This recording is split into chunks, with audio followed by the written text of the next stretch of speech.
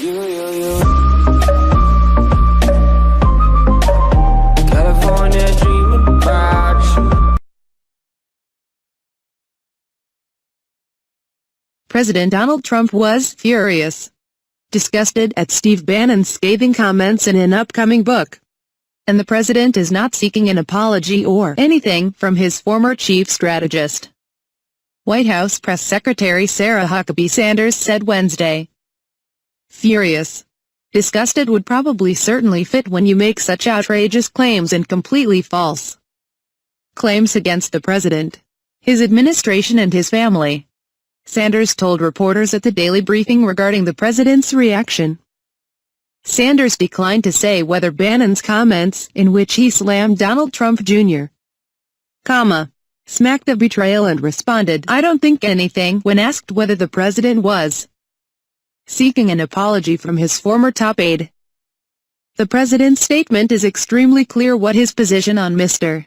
Bannon is, she said, referring to Trump saying that Bannon lost his mind when he fired him last August.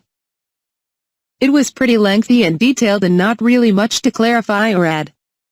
Single quote.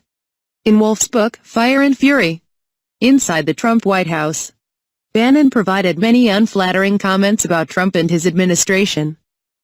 He said that a 2016 Trump Tower meeting between Trump Jr., Trump campaign aides and a Russian lawyer was treasonous and unpatriotic. Single quote. Bannon added that a 0% chance existed that President Trump himself did not know of the meeting at the time. Wolff also said that Trump Jr. told a friend that the president looked as if he'd seen a ghost when it became clear he might win the November 2016 election, and described Melania Trump as in tears and not of joy. Single quote. The book was excerpted by The Guardian, and New York Magazine adapted it for publication. Wolff said his work was based on more than 200 interviews, including conversations with the president and senior staff. In his blistering response, President Trump said that Steve Bannon has nothing to do with me or my presidency. When he was fired, he not only lost his job, he lost his mind. Steve was a staffer who worked for me after I had already won the nomination by defeating 17 candidates, often described as the most talented field ever assembled in the Republican Party. Single quote. At the briefing, Sanders declined to say what was behind the fracas, but that, "I think a number of factors played in going after the president's son in an absolutely outrageous and unprecedented way is probably not the best way to curry favor with anybody." Single quote. She dismissed Bannon's treasonous description of the Trump Tower meeting as a ridiculous accusation, referring to his comments in a September interview with 60 Minutes on CBS. Bannon ripped accusations of Russian collusion by the Trump campaign as a total and complete farce. Single quote. If anyone's been inconsistent, it's him, Sanders said. Certainly not the president. Single quote. Trump also, "I wasn't a part or aware of the meeting," which also included son-in-law Jared Kushner and former campaign chairman Paul Manafort.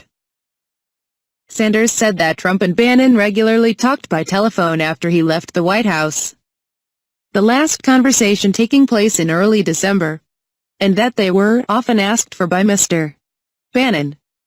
The president spoke with him, but that doesn't mean that he can't hold that position regarding Bannon having lost his mind after he was fired from the White House, she added. Trump also had only one brief conversation, not a sit-down interview, with Wolff for the book, Sanders said. It was around 5 to 7 minutes in total since the president has taken office, she said. That's the only interaction he had with Michael Wolff since he took office. Single quote. White House staffers who talked with Wolff for the book did so at the request of Mr. Bannon, she added. Close to 95% were all done so at the request of Mr. Bannon. Single quote. Overall, Sanders told reporters that the Bannon flap did not affect President Trump's standing with his core voters. The base and the people who supported this president still support the president and supported his agenda. Those things haven't changed. The president is still exactly who he was yesterday. Who he was 2 years ago when he started out on the campaign trail. His agenda hasn't changed.